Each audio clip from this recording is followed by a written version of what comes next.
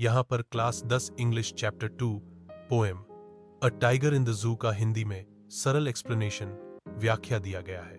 कविता का नाम a tiger in the zoo, कवि Leslie Norris.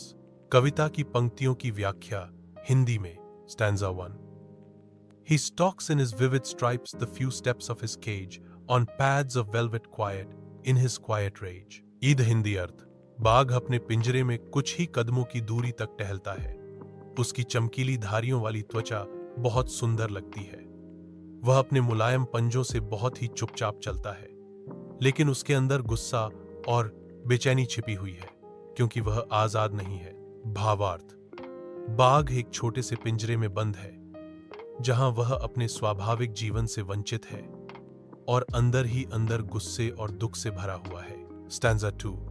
He should be lurking in shadow, sliding through long grass near the water hole where plump deer pass। इद हिंदी अर्थ, असल में उसे जंगल की घनी झाड़ियों में छिपे रहना चाहिए था, जहां से वह लंबी घास में से चुपचाप चलकर पानी के पास आने वाले मोटे ताजे हिरणों पर शिकार करता। भावार्थ, कवि दिखाता है कि बाघ का असली स्थान जंगल है, जहां वह स्वतंत्र होकर शिकार करता, लेकिन अब वह पिंजरे में बंद है। Stanza 3।